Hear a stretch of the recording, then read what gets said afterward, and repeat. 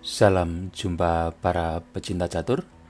Jumpa lagi dengan saya Swaji, dan kali ini akan kita ulas permainan yang cantik dari Siegbert Taras saat berhadapan dengan Alice pada tahun 1914. Permainan ini jadi terlihat unik dan mempesona karena adanya tingkah laku gajah yang tidak pada umumnya, atau mungkin bagi orang Jawa akan bilang jeleneh. Bagaimana indahnya jalan permainan? Mari langsung saja kita mulai.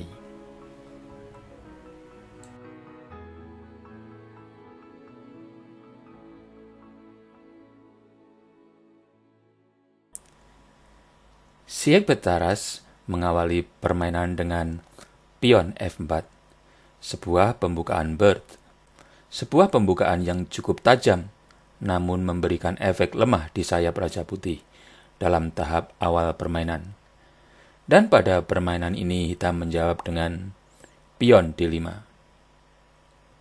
kuda F3, pion C5, pion E3. Dan pada kesempatan ini hitam melanjutkan dengan kuda C6, sebuah lanjutan yang paling populer. Langkah lain yang umum terjadi adalah kuda F6 dan juga ada pion G6 sebagai persiapan fianchetto gajah ke G7. Gajah B5,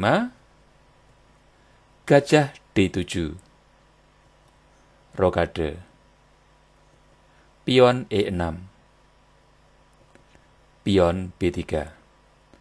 Sebuah pilihan logis merencanakan gajahnya ke B2 untuk mengontrol diagonal panjang yang strategis. Menteri C7, gajah B2, pion F6. Untuk mengurangi tekanan gajah putih terhadap pion G7, serta memperkuat petak pusat E5. Pion C4. Pada posisi ini, langkah sederhana pion A6 saya kira lebih efektif untuk menekan gajah putih. Namun rupanya hitam memilih kuda C E7, yang saya kira membuat perkembangan perwira hitam di sayap raja agak terlambat. Kuda C3, kuda H6, benteng C1, untuk mengantisipasi adanya pembongkaran di lajur C. Gajah pukul gajah B5, kuda pukul gajah B5, menteri D7, menteri E2. Untuk menambah kekuatan kontrol terhadap diagonal F1, A6. Kuda C6, pion pukul pion D5,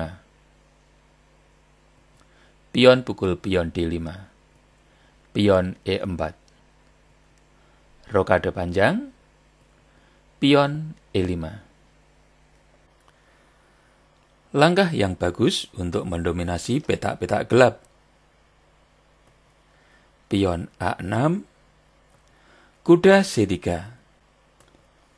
pion B5, pion A4.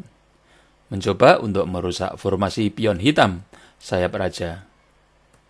Pion B4, kuda D1, raja B7, pion pukul pion F6, pion pukul pion F6, gajah pukul pion F6.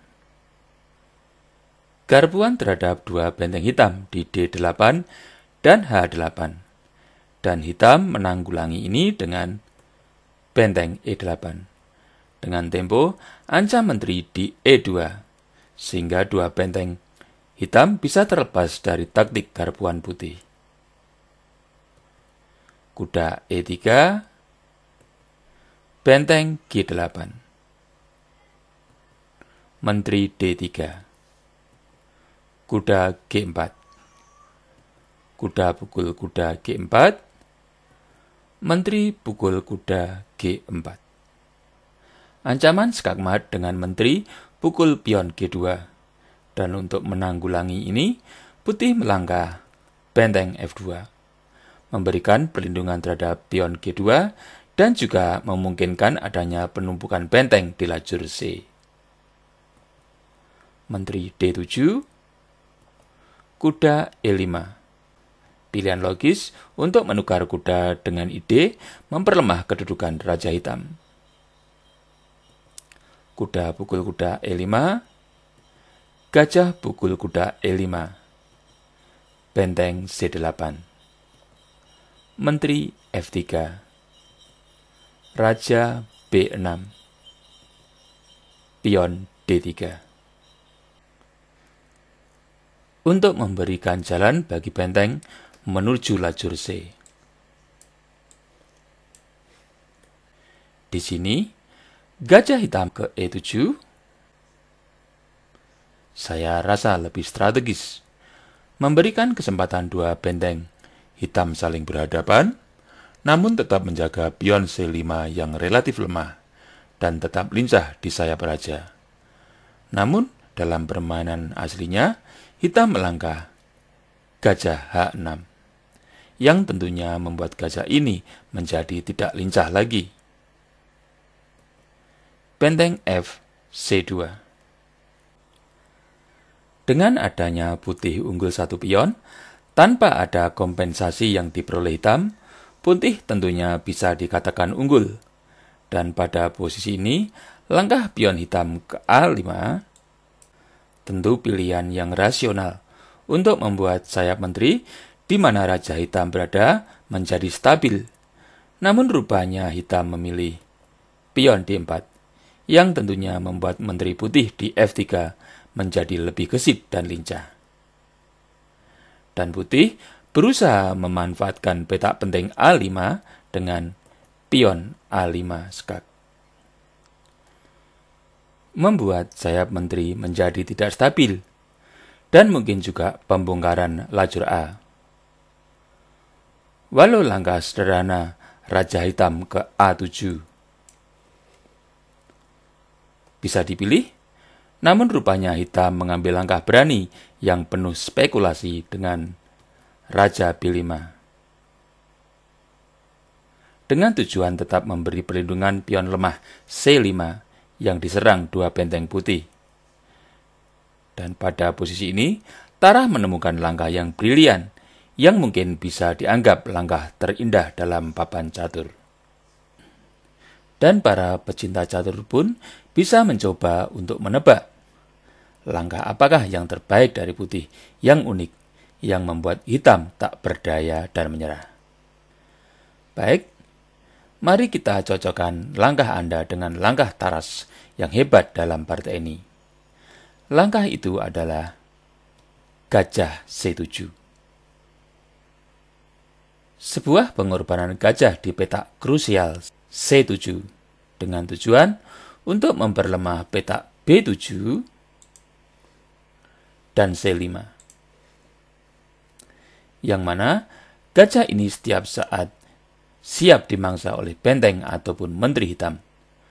Namun tentunya gajah ini sangat beracun. Namun demikian, bila tidak dimakan, posisi gajah ini juga mengacaukan posisi hitam, yang kalau diungkapkan dalam peribahasa, bagai makan gajah si malakama.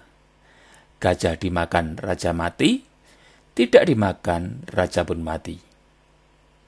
Mari kita coba ulas satu demi satu.